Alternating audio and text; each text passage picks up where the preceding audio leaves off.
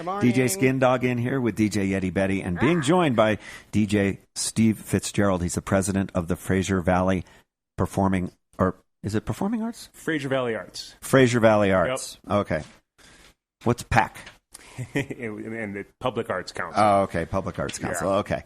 Sounds good. Steve, welcome to KFFR. How are you doing today? I'm doing super. What in the world is Fraser Valley Arts? Yeah, it's a good question. So those two organizations that you just mentioned are related. The PAC, the Public Arts Committee, is a formal group within the Fraser Town government. I chair that group. And we do things like the Mural Festival, Fire and Ice, the Snow Sculpture Championships, etc. A few years ago, the town mayor and town manager asked me to form a not-for-profit that would be the place where we do fundraising, store the money, if you will, and then eventually operate a building that we hope to build called the Fraser Center for the Creative Arts. And that not-for-profit is Fraser Valley Arts. Okay. So there's two different organizations. Yeah. It seems like the town of Fraser is really dedicated to arts. Yeah, I think it is on a number of levels. Great observation. One, the town is clearly committed, whether it's been the current town manager or the prior ones, Philip Vandernail, the mayor, the town board. They've supported us by creating a vision that goes back to about 2018. They've supported us by helping us launch the not-for-profit. They've supported us financially. They're one of the founders circle for Fraser Valley Arts, having committed a substantial sum of money over time. And then lastly, they've dedicated the land, which would be eventually where we'd build the Fraser Center for the Creative Arts behind the distillery and near the Fraser River. Steve Fitzgerald, describe the Arts Center. Yeah, so this is the exciting part. We will hopefully have a somewhere between $7 and $10 million creative arts center, and it would have sort of three major dimensions. The first one is a performing arts space. And that would be 150 to 200 seats, flexible, so it could do music, plays. You can move all the chairs out and have a DJ, and it's something near and dear, I'm sure, to a lot of your and your listeners' hearts. But also a diverse array of programming, as many of the small mountain towns in Colorado are currently putting on. Kind of a black box. Black box, but with a musical capability as well. And, one of the things that's clear is this valley has tons of music in the summer, but all of a sudden things go poof with a couple of exceptions in the winter. So there's opportunity there, but the bigger opportunity is the more diverse array of programming. So that's the performing side. The other two elements would be 5 to 7 work-live spaces for Fraser Valley artists, people from our community who, as we all know, housing is a challenge. And so this would be attainable housing for a working artist. And then lastly, community...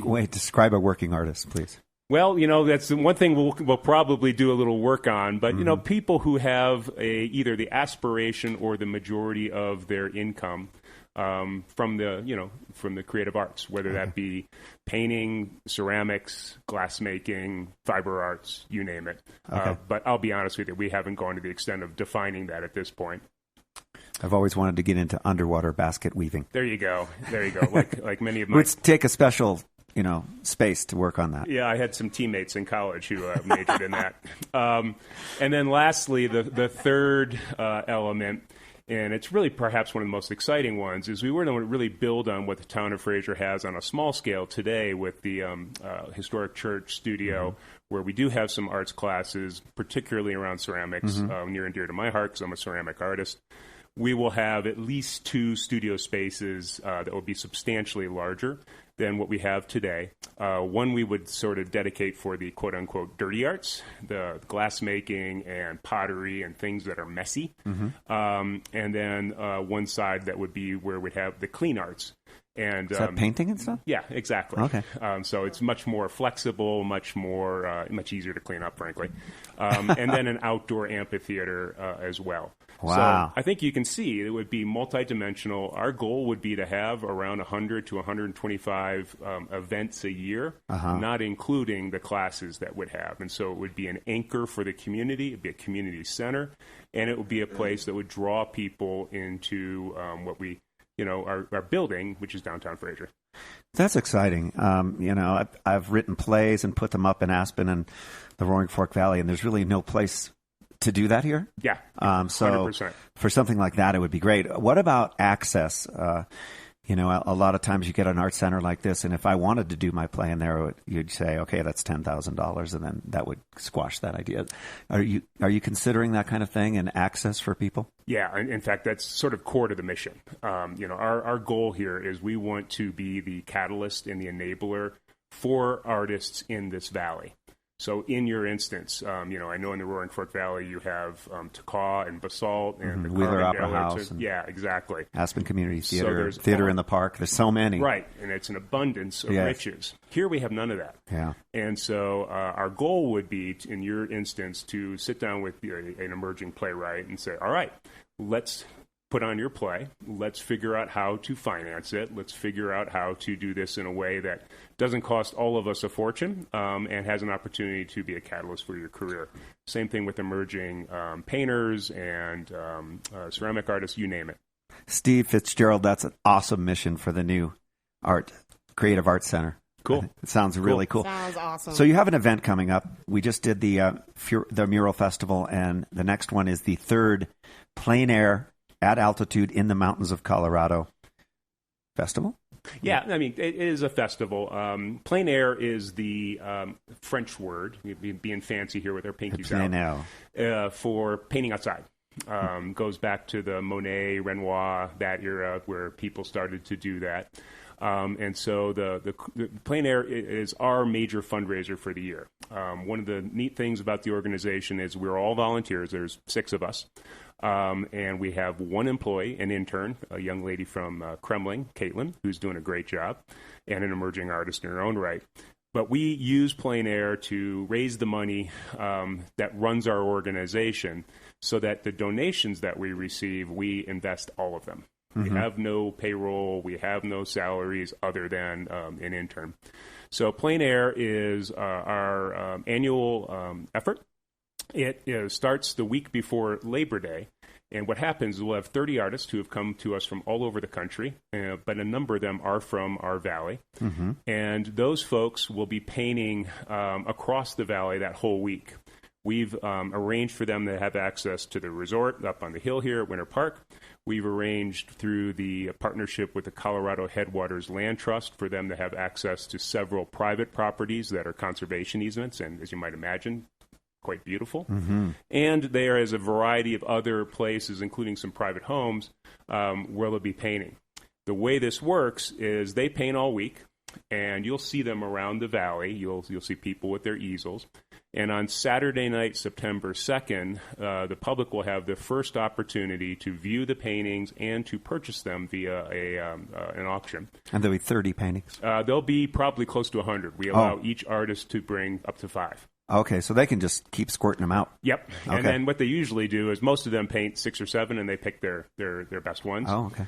And the public can see them Saturday night at the Rendezvous Event Center in the green room.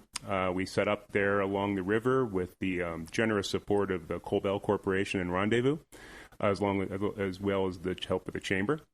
And the way that works is people buy a ticket. That's part of our fundraising. It's $50 for an individual, $80 for a pair. You can access that through the FraserValleyArts.org website. And over the course of the evening, we'll feed them. We'll provide drinks, all that done by Adventures Decanted. And at the end of the night, people walk out with paintings. We typically sell about half of the paintings that evening. And then the next day, because we're very mindful of our mission, we want this to be accessible. So on Sunday, the 3rd, also in the green room at the event center, anyone can come. There is no ticket. From 11 to 3, we'll have KFFR broadcasting live from there, which is exciting. That'll be a first for us. And people can see the remaining paintings. Many of the artists, to your earlier question, if they sell 3 the night before, we allow them to replace those 3. They'll also be painting during the day, and sometimes people are following them in and buying the paintings wet. And so from 11 to 3 on Sunday, people can stop by and check them out. So is it a competition for the artists? It is. There are cash prizes. And our judge this year is Scott Ruthven, which is a pretty neat fella. He's a Colorado native from the Front Range, very much an outdoorsman. I suspect he's looking forward to fly fishing up here while he's here. He's an award-winning plein air artist with first place in the American Impressionist Society. Just won, you mentioned the Roaring Fork Valley. He just won a competition up in Aspen. Mm-hmm. So he'll be our judge. He will pick the winners. We'll announce them first to the artists on Saturday, and then when everybody comes to the ticketed event, they'll see who the first, second, third, and fourth prize winners are. One of the prizes is specific to paintings from the Headwaters Land Trust properties, and the Land Trust will be auctioning that one off a little bit subsequent to this event. One note about Scott, he spent a lot of time with the Hopi, Navajo, and Zuni tribes in his youth. And some of his work really reflects that. It's just kind of a neat character statement about him.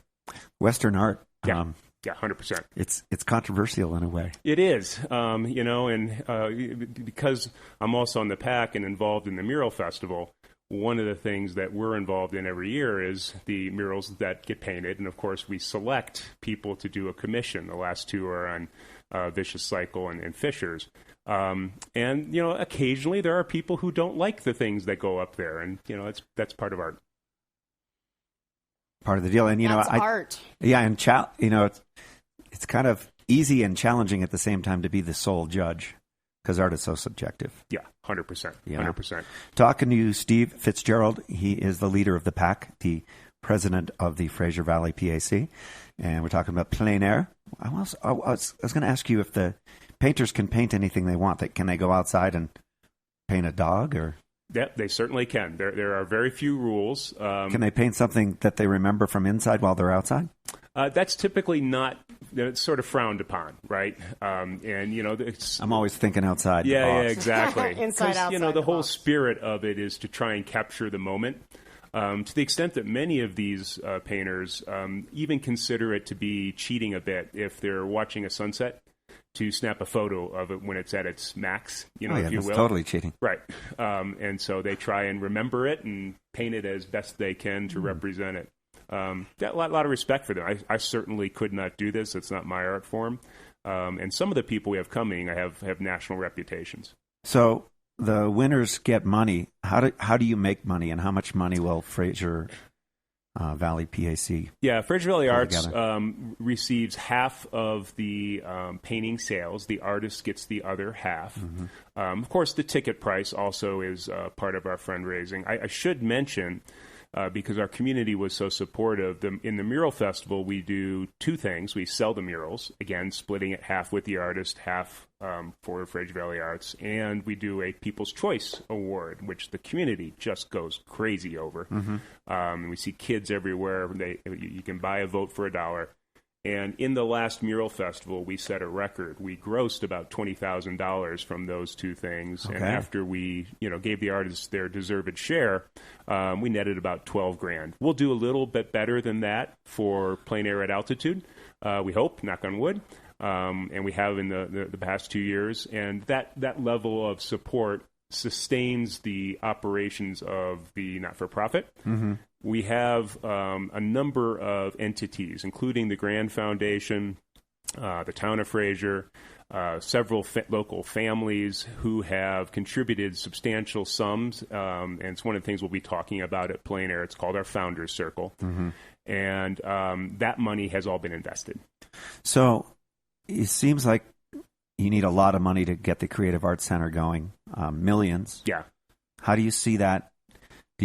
Do you see that in the future, and when do you expect to break ground in a perfect world? I mean, it's the question that we all want to have answered, right? Yeah. And so, when I first took this on, I'm not an experienced fundraiser. My life was in the corporate career before my wife and I moved here full-time in 2019. And so I spent a lot of time learning from people who have done this sort of thing in the past. And the path we're on follows that advice. And so what we're doing in the first 2 years of our active fundraising, and we're now in that second year, mm-hmm. is we're building a reservoir of visible financial support here in the Valley. Hence our Founders Circle. And if anybody wants to talk to me about that, you can reach me through FraserValleyArts.org or see us at Plein Air. The reason we do that is because when you start then reaching out to national level organizations, whether it's the National Endowment for the Arts, regional foundations like Betcher and El Pomar, et cetera, or our federal government, where, it's the Willie Sutton principle. And if you know Willie Sutton, he was a bank robber. And when he was asked, "Why did you rob the bank, Willie?" he said, "Because that's where the money is." Well, the federal government is our equivalent for that. And so we've already been working with our senators' offices as well as that of Joe Neguse. They've all been very supportive and receptive. And we need to have that local reservoir of support to demonstrate to these entities that this valley is serious about this center. So we are in the hundreds of thousands of dollars now currently raised. We need about $6 to $7 million before we could break ground. Okay. That sounds like a big jump, but if we were to get to, from our 7 Founders Circle members today to about 15, we would then be able to very aggressively go after those grants and foundations and leverage that support. Exactly. Do you have a pen? I do. Okay, here, let me take care of that. Thank you. Appreciate that. And we're certainly open to naming rights for the right entities and individuals. Of course. Everything comes at a price. So to be more succinct, I'm thinking we're in the 3 to 5 year range, probably closer to 5 before a shovel hits the ground. Okay. But we are very actively working on those on that local level. And as soon as we hit about 10 to 12 founders, we'll then start going after national level monies. Okay. That's pretty fascinating stuff that you're doing there, Steve. I wish you very well with that. Steve Fitzgerald is president of Fraser Valley PAC and also raising money for the nonprofit Fraser Valley Arts. Plein air at altitude in the mountains of Colorado. It's the 3rd annual. And you're doing a call for artists right now. Have you got all the artists? We've got all the artists. Our call goes out in the spring, so we're well on the way. Okay. Let's buzz through the schedule one more time for people. Yeah, please. So September the 2nd is the ticketed opportunity from 4:30 to 6:30 in the green room of the Hideaway Park, right behind the stage, right on the river. We have a lovely event, $50 for an individual, $80 for a pair. And that will be where people can first see and purchase the paintings. Any paintings not purchased that night by the people who are there enjoying Adventures to Candid Food and Drink will be available on the following day, September the 3rd, for Sunday. The hoi polloi. For the hoi polloi. Although, it's Fraser, so, come as you are. That's right. That's right. And that's one of the things we all love about it up here. Come with the stripe of dirt down your back from your mountain bike ride. Mountain casual, we call it. Exactly. Yes. And then on Sunday, it's 11 to 3, and that is free to the public. There will be dozens of paintings. They will be terrific, and we'd love to see you stop by. And, of course, as I said, KFFR will be there. Fantastic. Is there anything else you want to mention, Steve? No, just that we, both myself and my fellow members of the board of Fraser Valley Arts, and I think it's also fair to say the Fraser Public Arts Committee, we're gratified at the reception that we and our events get across this valley. Fraser Fire and Ice and the Snow Sculpture Championships last year, we were just gobsmacked by how many people it was awesome turned out for that. It was awesome. It helps as Tara Hendricks, a musician in our valley and a member of the PAC, she said, "Hey, what's not to like? We're going to blow blank up." Yeah. And we do, and it's fun. But the Mural Festival, and of course Plein Air are well attended, really supported. People are enthusiastic about it, and it makes our job a lot of fun. Well said, Steve. You can find out more at FraserValleyArts.org. Thanks again for coming in, man. You betcha. Yeah. Good talking to Thanks you. for all you guys do. All right. You too. I have to listen to him.